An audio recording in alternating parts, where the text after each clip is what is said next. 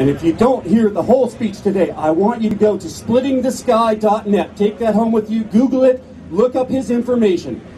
It's well documented what he's going to be talking about. His history is all there. You can hear some previous speeches that he's given. And I want to give a special thanks to John Duddy and Calgary 9/11 Truth for working with me to get this man here today. Please give it up for Splitting the Sky.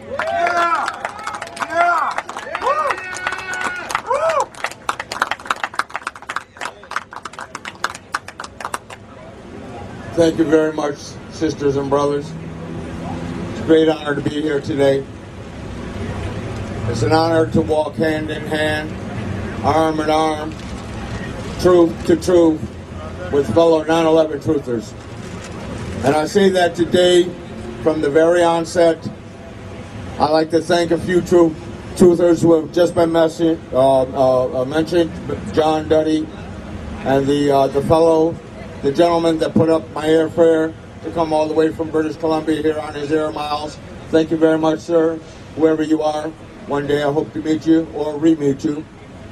I'd like to thank all those of my brother Wayne here for taking a lot of time and putting up a lot of his own personal funds to make sure that everything was taken care of here to get me here today too. And I'd like to thank my brother here, Ron Bankley, that the reason I am here personally is because, first of all, there are over 2,800 people dead who were murdered in a mass murder in New York City. I am from New York. I was born in Buffalo, New York. I was raised part of my life in New York City. I know the very grounds that every human being died at ground zero. I know them all. I know the place. As a matter of fact, my family and I were there for 10 days. 10 days before the Twin Towers happened. We left the day before. Something told us to get out of New York. Something wasn't right. We were, in fact, housed in one of the hotels, which was 1 block away from the Twin Towers.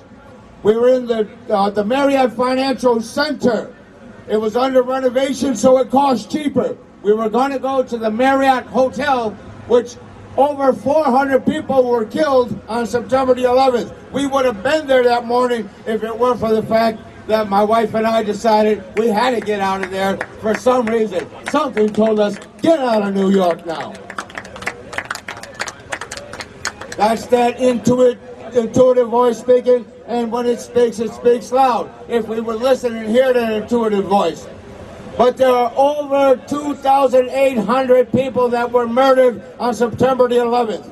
Those people are screaming out for justice. Those people are trying to tell the rest of the world that it was not Osama bin Laden that blew them buildings down.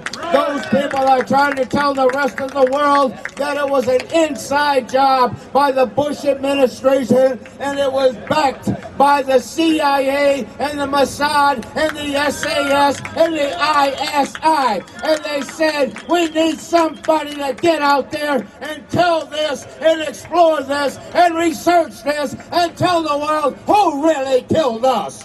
Yeah. There's gonna be no tipping around the truth here. We're 9/11 truthers. Our job is to tell the truth. Our job is to expose the real killers and to apprehend them and to bring them before an international court of justice, a criminal war crime tribunal, and to indict these people, convict these people, and mete out the sentences appropriate for their crime of mass murder and treason. Yeah! Because not only were there Americans, but there were people from 82 different countries that were murdered. If we must appeal to the nationalism, the first question I have standing on Parliament Hill is, why? Why hasn't the Harper government, that basically is the twin brother to George Bush, why hasn't this Harper regime, why haven't they called for an immediate investigation for the murder of 24 Canadian citizens? Why? Why indeed? Because after 9/11, Congress automatically did two things. They released billions of dollars in order to finance that war internationally in Afghanistan. That's where they started. Well, the first thing they stole in Afghanistan, and they knew they were going to steal, was the Baku-Tbilisi-Ceyhan pipeline. That was their objective, to seize control of the Caspian Sea basin. That was objective number one. Objective number two was to totally erode and eradicate civil liberties of the American people. The fact of the matter is, those that set up, there was at the same time that they were invading over there was before 9/11. There was insider trading going on. People had traded up to $15 billion worth of put option stocks were traded before 9/11 happened. Now what they were doing is that they were trading and betting that certain corporations were going to fail that day. Not one person has ever investigated and said that Osama bin Laden or any Arabs have been known to trade put option stocks before 9/11 went down and benefited from the bloodletting. I'm telling you here today, without fear of being called a conspiratorial nut, it is our duty to indict, to demand them to be brought back before a commission, before a war crimes tribunal, to demand justice for 24 dead Canadians, to demand justice for 2,800 Americans in 82 different countries, personnel from around the world. Yeah! The only way we're going to stop that war is by exposing 9/11 as an inside job. 9/11 was an inside job. 9/11 was an inside job. 9/11 was an inside job. Now, let us finish by reading and bringing this verbal indictment against these particular players. I'll give you a little explanation who they are and why they must be brought and apprehended. And if we can't force the RCMP, the New York State Police, the FBI, or any other intelligence agency, national security agencies, if we can't get them to arrest their masters, then we will deputize ourselves and we will apprehend these bastards.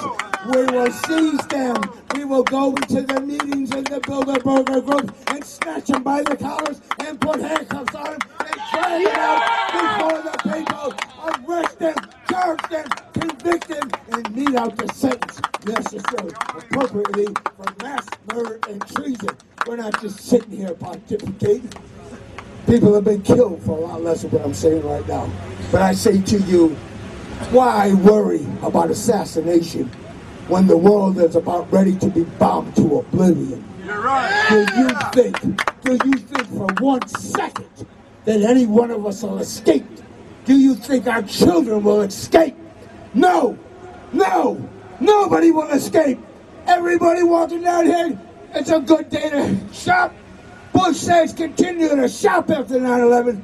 Well, look, shop until we all drop.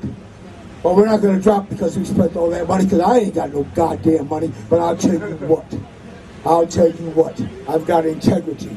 And I got more integrity and the wealth and dignity. Yeah! To never sell out, to never stick my head in the sand like an ostrich and show the world my ass.